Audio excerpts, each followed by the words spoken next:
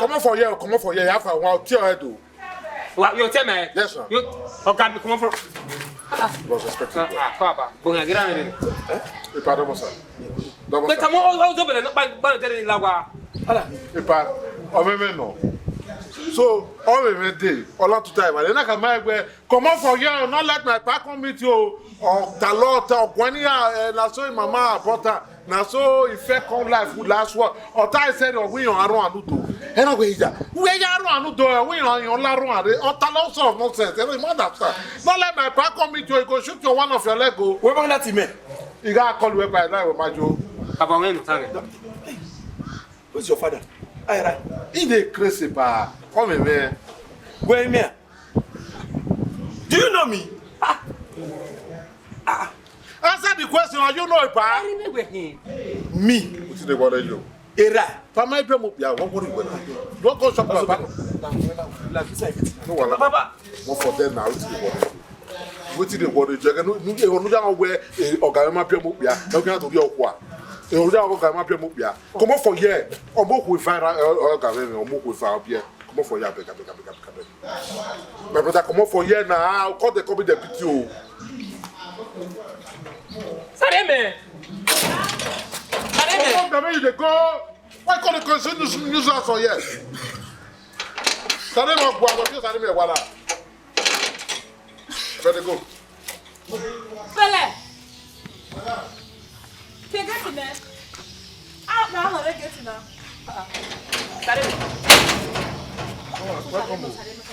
What's the name? Moto. Moto, you are standing mechanic. But look at that officer. Was no other to pass off your water. I just left it there. That's all. I don't know your name. Oh, no, everybody will say. Oh, me. Sareme, what come on and think or maybe making. You don't want to or talon sort of rubbish or talemi round, talemi here, or you have to let me guiri or you those questions they smoke this in my head. What does it no emotion? Oh, Oma, I had a very stressful day. Never one year alone. Mr. I told you. What's made you come up for here? What worry when where you they go? You can't come out. You have to hear mama. You can't come out. You don't have to worry about it. You can't hear me after the right. You don't know what can't really remain peace. I will want to know. Go one another. You want me tonight to not cry. If you want Chris, go Jaro and go Chris. The Chris when the Chris or you don't go favor you. I didn't Jaro, ya Chris. Why not peace? Why we need here more last year? Yashi 3 years then. I go up on what we talk about the one. That's more weather. Why, Sally, you walk. My brother, they go down. I go to the one. I talk boy. Sareme! My God, come out. You go from what to Sareme. Sareme, no one here. I've been at my money. What's on? About push you come up for your work. Go to the other go Chris for that. Come on, dear.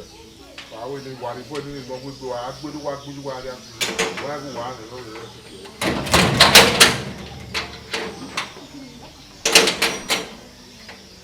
Come up for there. My God will kill you if you come. Oh, Paris. You don't know.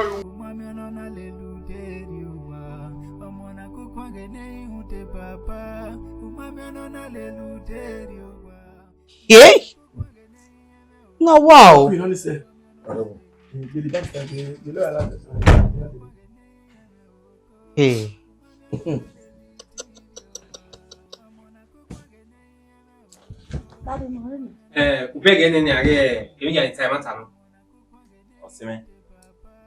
If I'm not mistaken, Omonabia Wana since 3 months till now. The photo album young man Wana. Picture with mommy or Good. Omano ho well, twins well, or 12 or one way ho one in mind. Come on. So why are you not laying false accusation against this man? Okay. Ask him.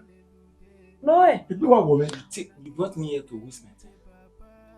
Are you aware this man can sue you for damages? Tell him. Am I? False accusation. What na oji? Saturday. Queen. Saturday. Who also Queen? Everybody of your canal to one. Daddy. No. Wow. How me it be share how that when you go. Me na le. Ana me ni ha. Isaga. Wo Isaga magboa. Queen ni me. Where when I hear me now, what taking me, we have seen the mic It's sure. You know where this Okay, junkie this mad man, the police are Can you imagine?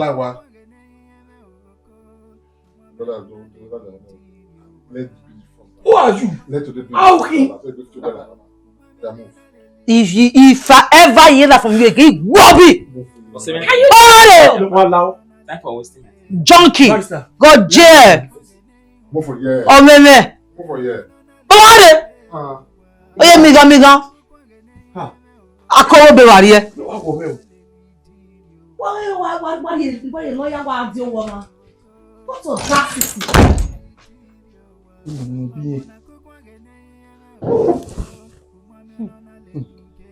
This one is mad.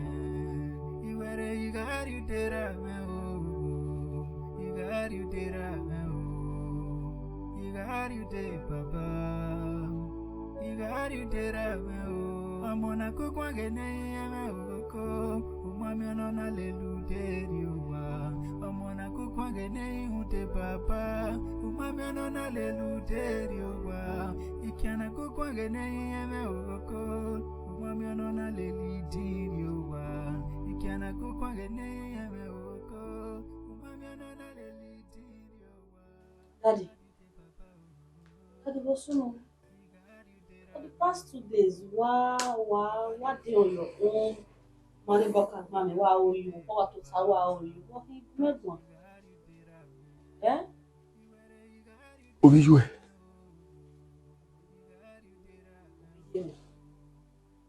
But Daddy, what's wrong? Wait for me. Right there, you. You ni mi ba o.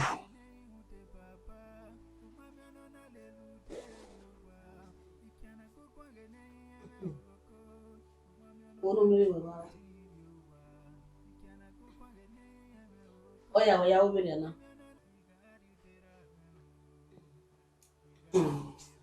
Daddy. Wabi joke. Anyway, I relax here. Wono mi ri ba o. Orí wa lórí.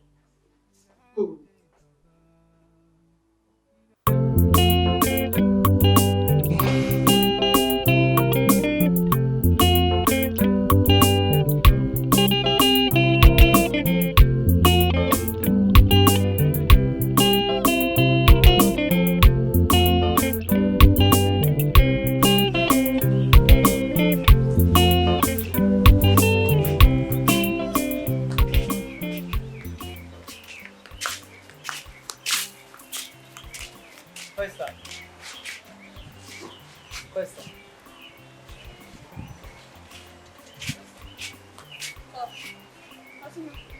Anyway, when anyway? When anyway? One year, I'm a ritualist. Who bought the oh, you beg it. Every no papa tama when you are in your way. Wow, me over time and yeah. Also, now what and what's your Nakatama in any way? Dear ritualist, so you are working in a loving. You can be a more. As soon as vigilante okay and be one as soon as she that day near today, or see an area where you are looking at. Never wear your wa. No, I love ya. Oh, he got real best your muna. Yeah, Tiamanue. Yeah, Tuko, yeah, Tiamaya, the road do not ya. What the ritualist?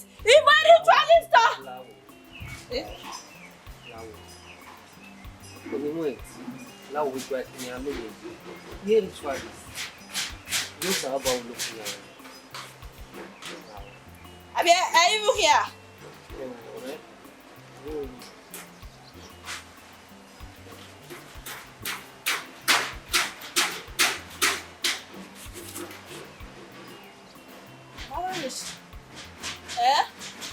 Mana gbogole Abazio. Okay, mudia. So, Benua Tigasena, Benua here, Greek Basena. Who make a noavie?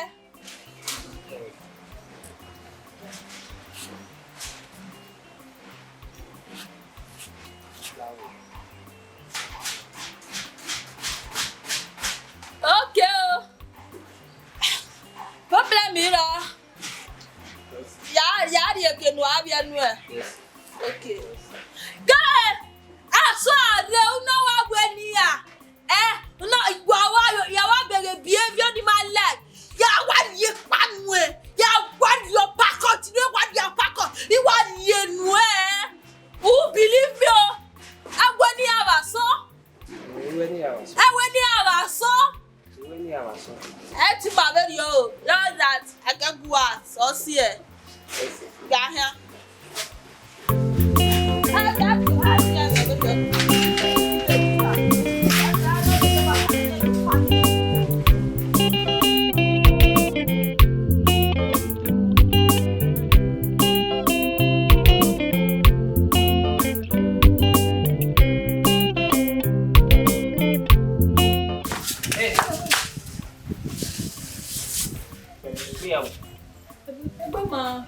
Why? Idiot, can you know? That will do anyway. Anyway. What can you do? Well, beg of sister, where you tell me, sister. Off away. I was warning. I don't know any. One money in me, no friend I go. No sense. Offre wesi you go lobe me no de nana me we una di ni ati wa ni na me ke lobe ji ika bo wa igbe wa ya ko wesi ko sa bo afan ko inu gwalo tagbon na to so bo mama wesi say so ma te we sister wesi I wa money ni me ya te lo offre we sister offre dikene wuri ba igwiri nwina na gba uwe igwe na gba yan nílé wa rí wuna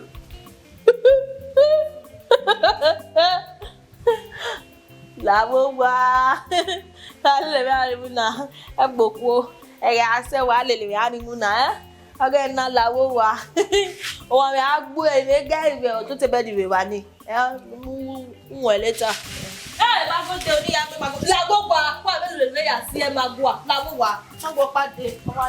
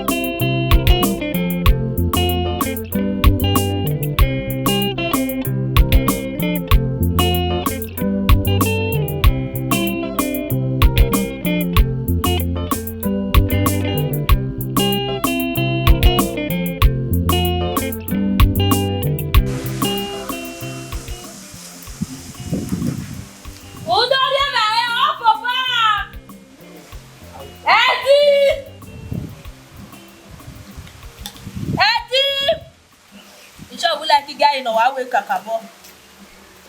Oyo na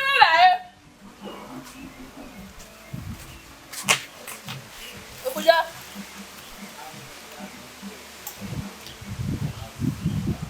Yeah. Ona kota. Ona na hina. Okuja no de lai. Không này vậy. Cái này này. Đâu? Ở nhà đi. Quá. Quá đây. Em phải là sửa chữ cái video nó phải sửa chữ cái. Có rồi. À quá rồi. Đây, anh này. Đây. Nó này phải là. Nó này chữ cái. Quá cái chữ cái nó rồi như vậy. Rồi. Làm gì video? Ủa? Làm gì video? Ủa? Baba le baba. Kute je bi tele gwo. Du ma ye juda. Era no bege le imi no bege wo da agbo. U bege o. Iye le no. Iye le no wi ye. O wi ye. A ku o ta we yo le ya gbe. Ma yo le ya gbe o. Ye le no ba nu we. E ti de le e to si bo pa e o. Iwe ni wa le ga here me da ko ko we.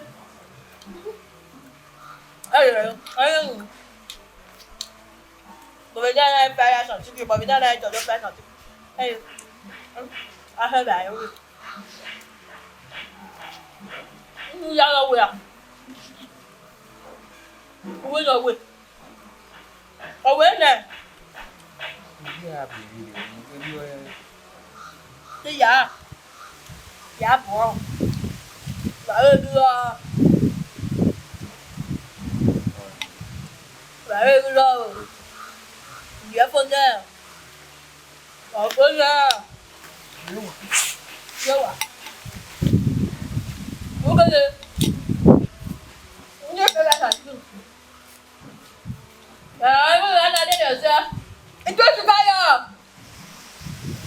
Em biết đi còn bay không? Mày mặc bà. Đây gì nhá?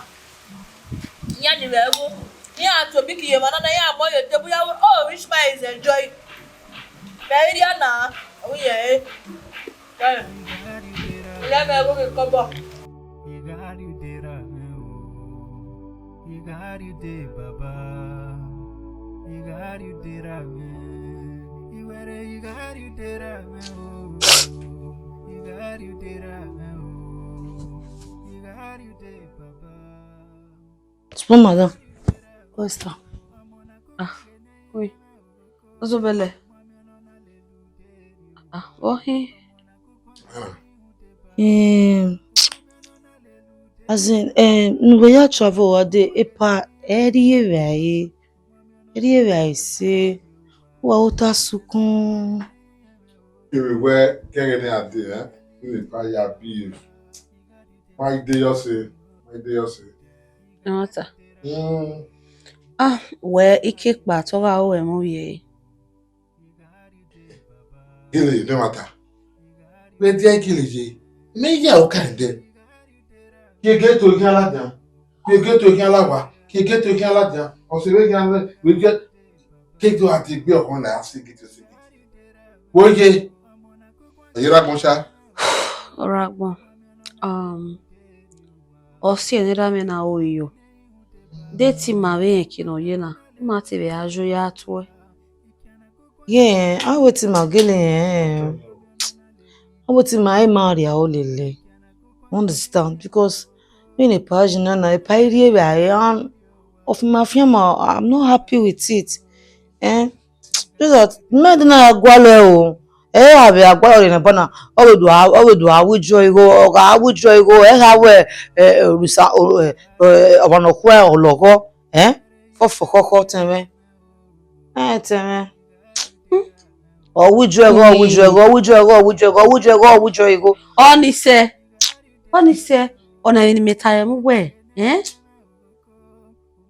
baba na utemi no ma ebe se ifa weva we mueria. No, said, you know that's my brother you're talking about? Eh? Now, small madam like good me. Madam, Cabo Mugueto and Yanula, where is Sagati, and the Ivanati Saga in one. one ego one. Well, I want to go.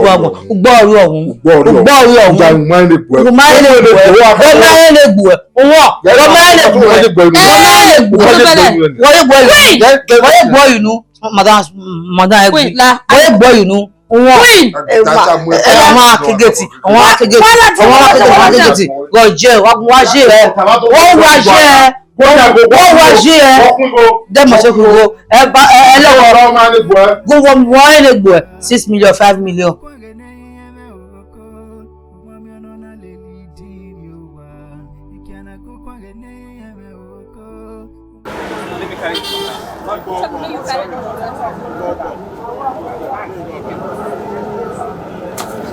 You like it? That water not sell out fair combo. I don't know about not sell out. It's a street. You go they sell out fair combo. Say your own SML. You get this one.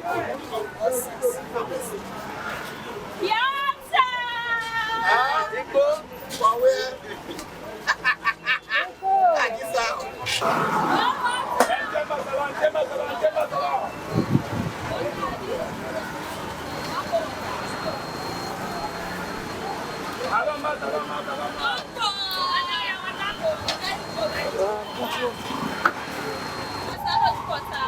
Very cold water. Very cheap. Go there inside though. If you look at it, just the way. Oh, thank you, bros. 50 naira. Very true though. I said the water find a good seller. 300. I'll go carry cold now. Okay, no problem. Thank you. Take a location. You don't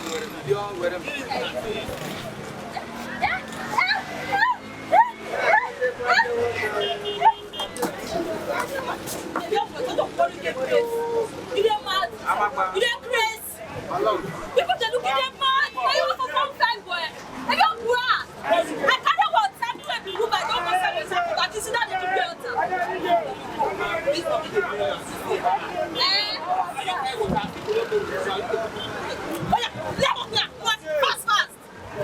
Fast. Put up for it. Be a crazy. You want to come and fight boy. Put up for your head. Fast. They say.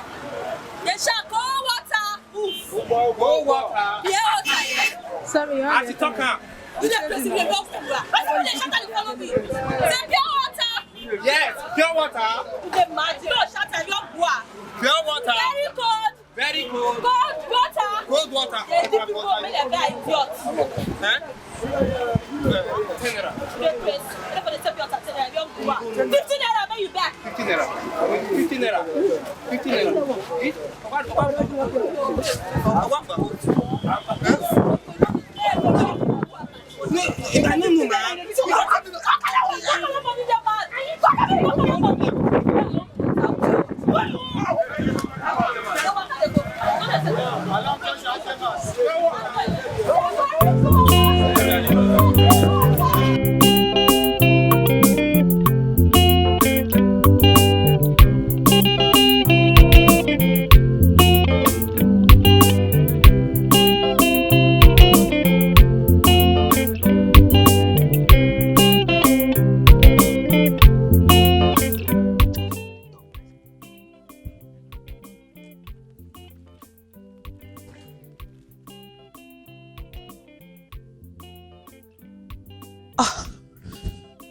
Daddy,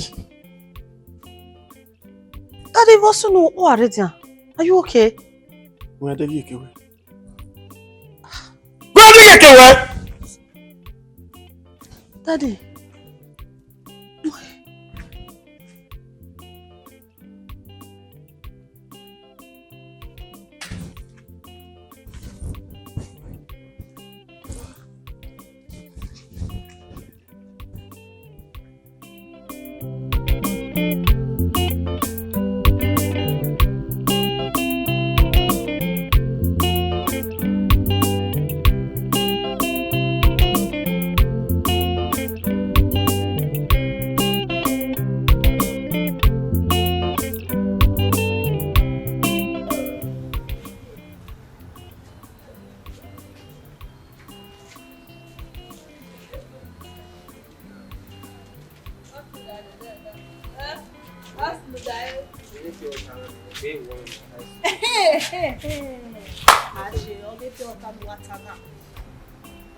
Kena ya mame.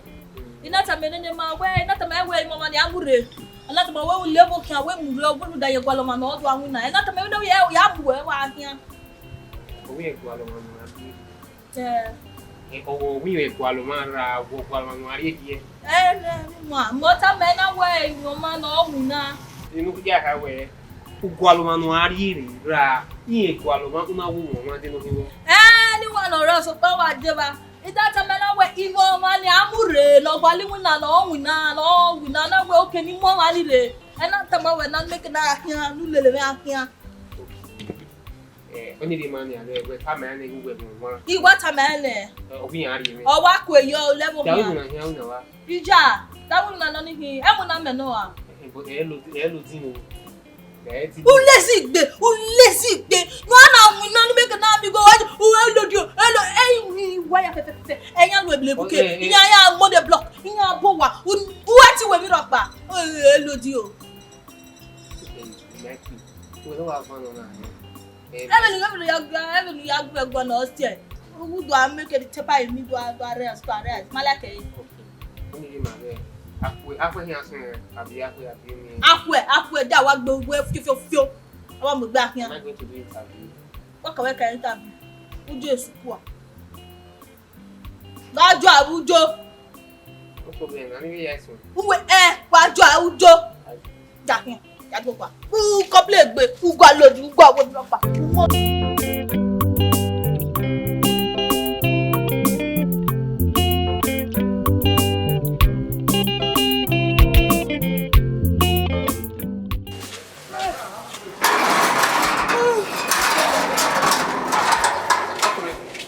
We are using it by well. Amena. Ameyasa. Agbanaro wana ovia.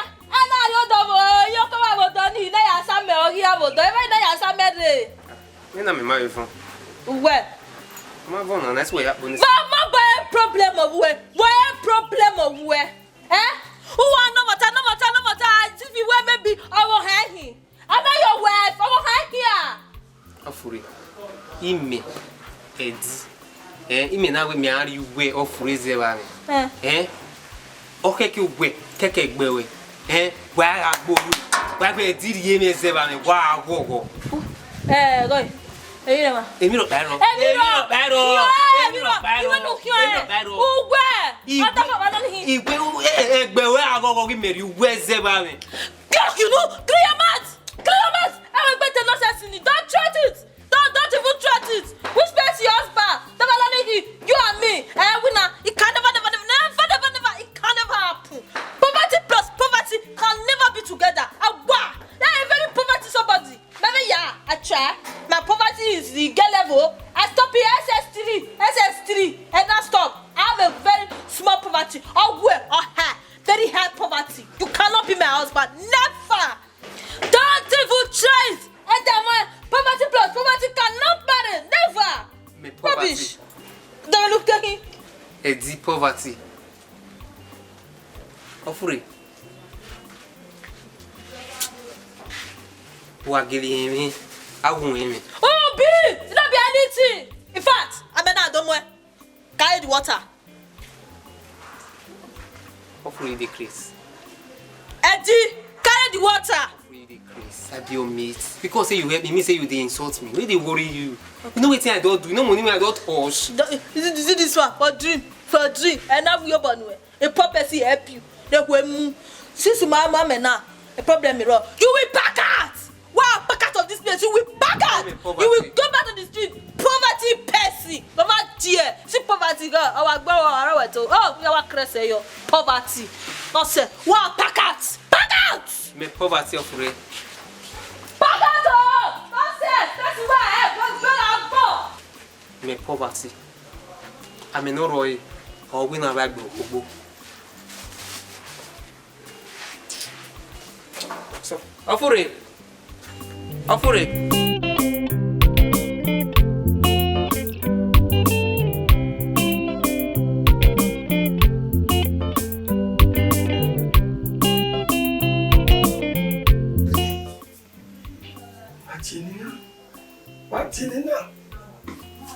Me no agree plan now.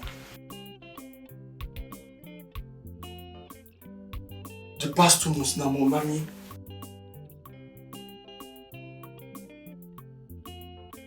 So when I pretend.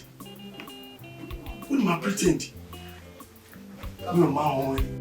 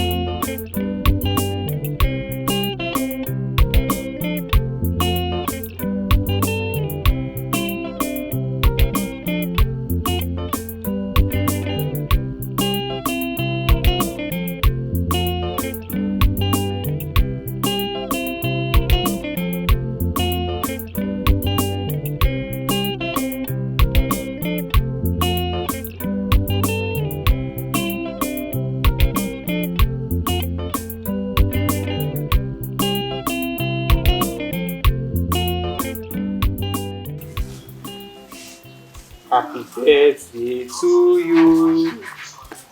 Happy birthday to you. Happy birthday, happy birthday, happy birthday to you. Lema papa bota samurio. Bota tá. Happy birthday. Tu te vê agora? Ele. Você gbé mara wẹ̀ nílẹ̀. Wọ́n wẹ́ bẹ́ẹ̀ díà. Wọ́n wẹ́ bẹ́ẹ̀ díà. Gbọ́yà bí ẹ̀rẹ̀ náà. Wọ́n wẹ́ bẹ́ẹ̀ dé. Yo. Maria. Eva Leria no. Eva Leria no. Eva wa no. Adi. Adi. Idu. Amba tutu pergi ya. Adi.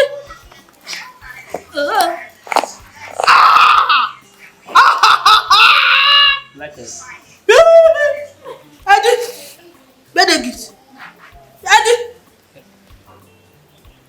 Yeah. There we go. Sit down. Amuna. Okay, me adi ni yo. Amuna. Yeah, yeah, we. Are you where we go? Am people? Adi yo. Nama dia mau apa? Wes what wo be ti gbe mewa. Wọ́n ti wá sí Maria. Mama no. Wa be lisi. Eya ti Maria ko ni be biology. Wa bi.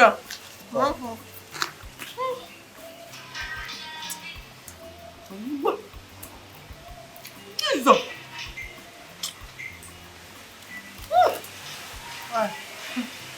Ti ya wula ya pe. Di sana go. Mo ma sa me ri. O pa je. O be ya. De ga ri mo sa me ri. Happy birthday, hein? Oúnjẹ ẹ̀dí fẹ́bọ̀ ẹ̀. Wọ́n ẹ̀ mọ́ wọ́n ti wá ṣe malaria.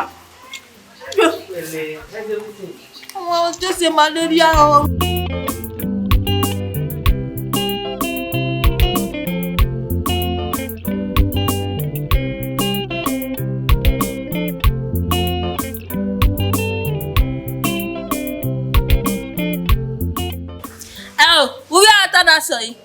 We are the man nason. Only the mare immediately tanason. Umay ropa.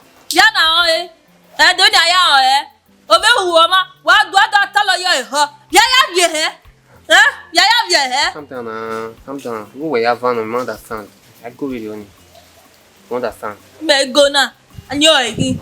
You go. You gotta come out and answer where we are the company. So we are the company. We are fair. But we observe so we observe in Federal Day where obtain obey your company. So we or we no manager we supply a new NPC. Or we who need to manage that your company. Ejo. Like what the manager of the pure water company? Yes, that is the point. Oh, wow. I did a beggar. Where shall we manager company? Where? Don't you know when I where to a manager of company? Hopefully, that getting here where being target minutes na yauna. I may am my best worker na last one. We marry us no. Who tell we marry us no? Eh? What's the second professor? What's the number best worker no? I don't know no. I won't go live with boy. Man marry us no. I'll go live with boy. Oh no. EJ boy. Best pa. I munwe. I papa me ro. Where sha? Go no. Obaisi. You working on? Hey, manager. I didn't my way. You go that way. I will go kakabo. You do pay us straight. You do pay me a straight. 5 months you can drop on your turn. Manager no. For your information. Pay 6 months in the turn. You pay 6 months in that day. Who pays 6 months in there? AJ. Who pays 6 months in there? Calm down. Yeah. 6 months in so in my own director now we then I mean get me head the managing director of a new company. You know me where you do a deep water the company. Very bad somebody. Very bad somebody. Who did they ma a very bad somebody. Oh, free. A very bad somebody. Very ungrateful human being. Very ungrateful. No, Tamame, Afure, na. A manager of company, no, you can pure water. He do have pure water. No, do I here? Do I have your when you do are there? You are a very ungrateful person. I'm not supposed to be viewing. I'm not taking you to have viewer when you do are there. You are very ungrateful. You will get out of my house. Very ungrateful person. I pick you from the ground. Nonsense. Very ungrateful person. However. You know, you do a day with me. Own way do I distribute. You know, me again. I do view me as I do cash up in I cash up in where do view wife your name, why can who we go in? You might do a good way day. Oh, but yeah. Who do I call distributor? Oh, yeah. I got the taxi.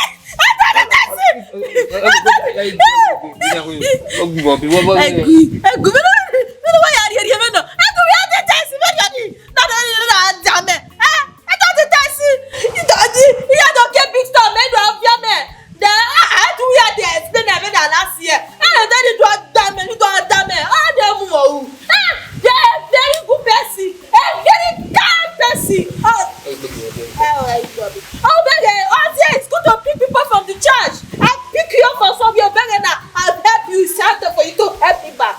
Very good. A very good person. No, I'm not going to do very honey. Okay, I'm a manager. Who Daniel? Who you come on? Let it come on. And you get a one. I get a why. I celebrate. Upa. It's okay.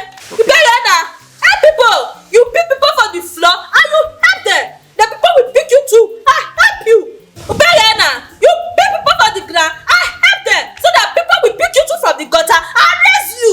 That is how life is.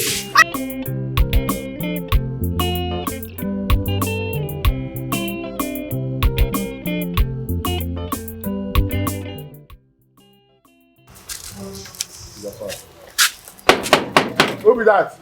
Na me oh. Who you be waiting the fan? Na me. Where would you be? Good evening, sir. Good evening. My name na Ife.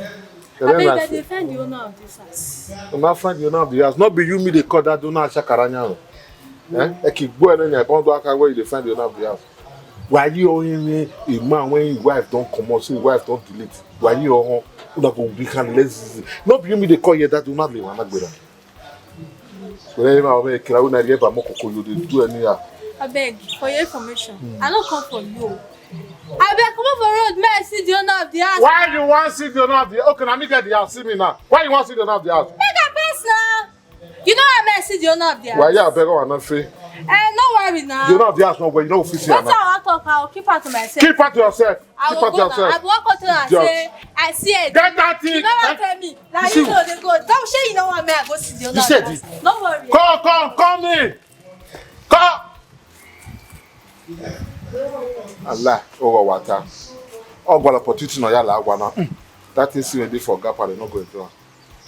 You are more. You don't know why you go keep like goodness. You don't be there. You know don't it. I'm not going to do work in a can.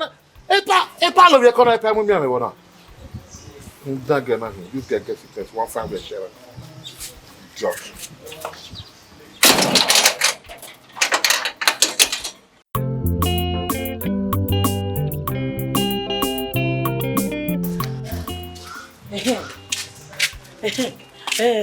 Zobele. What's up? Afa now. We'll leave after that. We will like 20 minutes time, but I'm not ready. E che look we are going to live aí, one work I lewa do observe o my line o my who am I check better no football no ya ready to post we live anya o regeti But mole come on 20 minutes time ban already. Oh well now you calm down afa we wa pe bia no live again don't talk again you know one me one sleep ye won okay no papa no okay keep on yourself you me do come we yourself or where you got a boyfriend here na ka my boyfriend already one now or where you no say your where era the by you or kidnap a boyfriend here era make you say you have the boyfriend of me yes also when they may yawo as well this is 10 years and they may yawo 10 years they are when kidnap before or where a spirit of era no rainy the by spirit of you no rainy or do kidnap people friend there we work on so any gwalo na wa igba zuo o na o ma me no do ta o we na me ta ko na no do ari feto ra mo re mi o ni tebo ge ogwe era won we ra ragbon egbe ma ko ra so we ni ra we re mi na egbe ma je we oko kidnap spirit of mama we guy take time let's take it time hey ya no we get ra be gbe oko ra me ni guy ya lo was bele we la lo we lu one minute I told him when short now they have to take you yeah we can attach an azao you know here short of ya what black devil na ya lo we o mata ma nyana ba we gba no mata ma na ogbegbe a we gba no short of ya bo short devil egbu when I draw you brain and not here when a devil be so Jesus be so egbu when I wa draw you be devil if you pa ken one ego or one ego na be devil you remain home for your head no one told me one never will not lay egbu ale or le no ya lock be pere na we wa mo do money no possible great again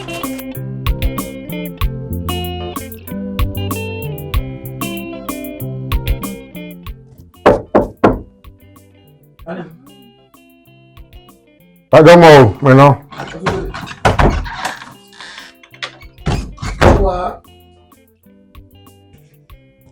Vamos a. Oh, man, I know this call. The chat you already used. Again, Lubia, we now Lubia. Vamos a. No matter. No tano deni ina mi no medi Eddie oh madu le mere Osebele what am you don't know we am here we can hear awo ko pa na do wa gate ana taba ewe yemi edi so And I work in all here and I will get back to her. Mommy number. Mommy number. But in your anytime you did your work again. Yeah, no. Oh, okay. I'm making. Say, why should you get no gas soon? Don't be me love me number. If I was on the anime, when investigation making, yeah, anytime you have no libre regular, you are the Kennedy. They make me weird me to come where the man here may pick a Picadoa.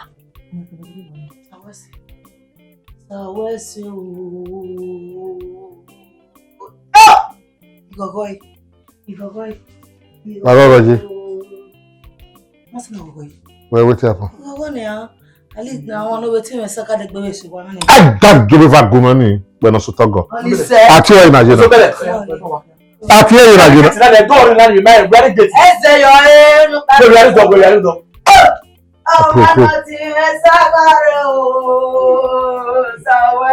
Procure what sense?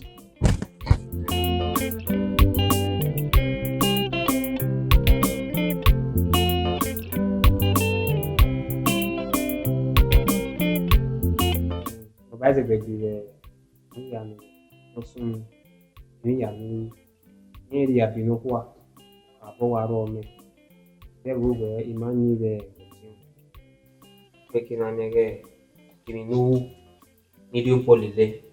I mean, I'm a family business for doing one. We are Megari.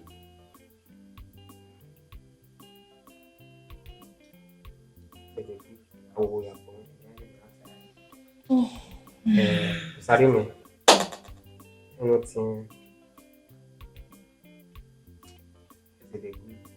Anything. Wow, fancy way. Also, belly.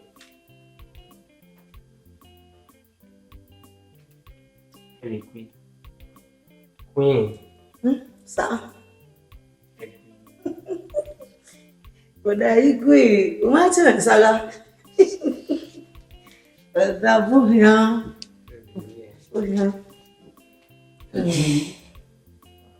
Eddie. When me I forgive way.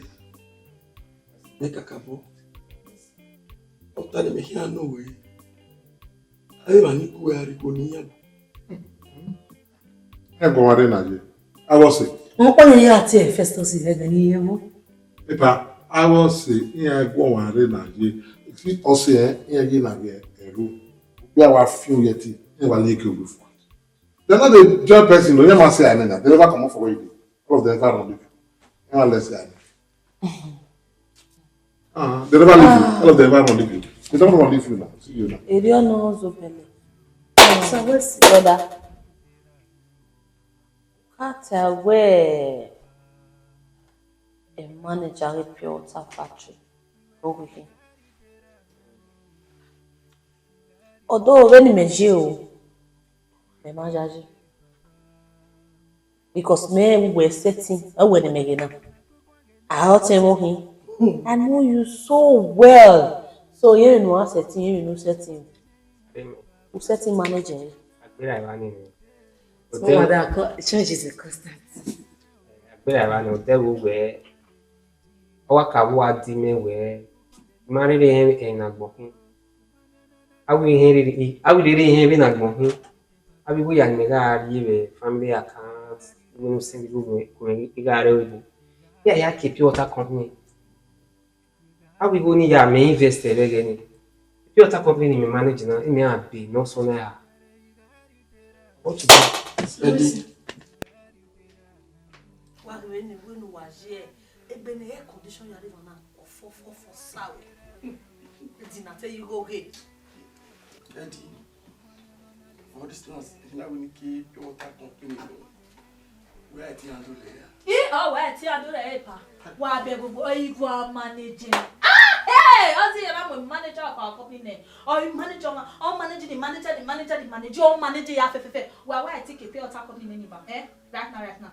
all manager, all open of it, all open of it, all open of it. Oh yeah, open you, open.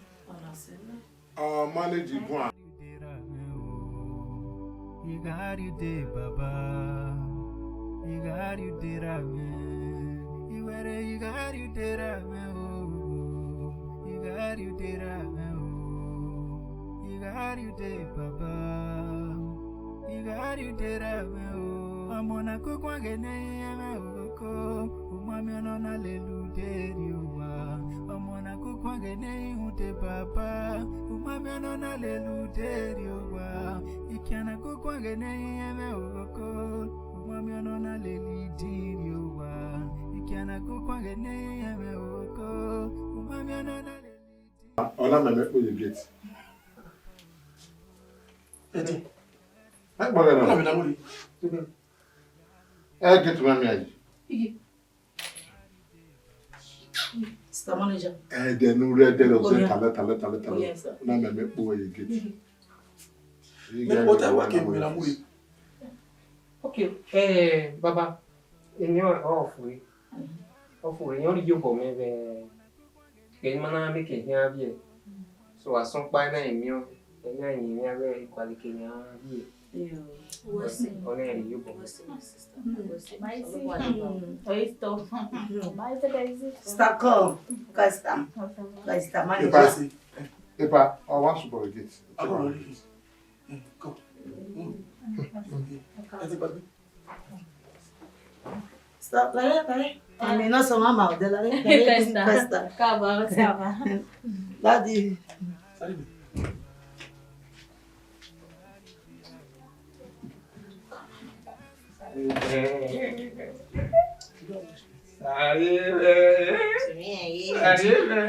Cava.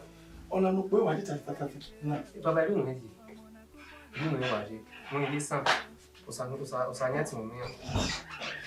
So pan o wa ma, o mi si wa na. Ni si sa. Yo fi me wi. Why supervisor by name and ko. Why this one? A queen. Sa daddy. We finish to blare. Idine.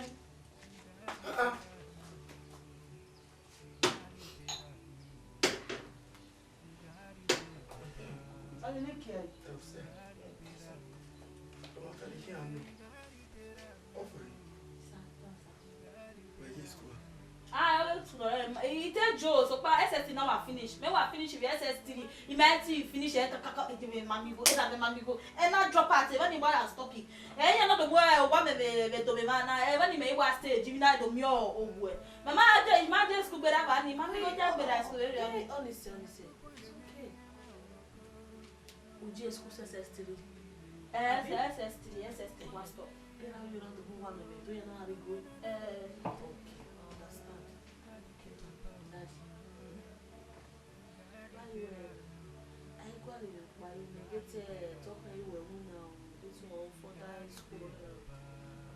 Oh Jesus! Osaloba wa fiagbe. Osaloba wa fiagbe kakapo osaloba wa fiagbe. I say fiagbe. Ah Jesus. If I understand. Calm down. I understand. You may be your body, me want anything with you for me. I understand. Osaloba wa fiagbe sister. I'm worried na so poki. Daddy, come. Come on. Daddy.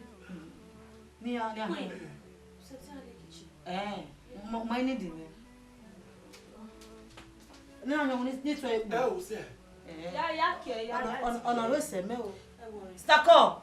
Costa. Come. Welcome, eh? You're all advanced.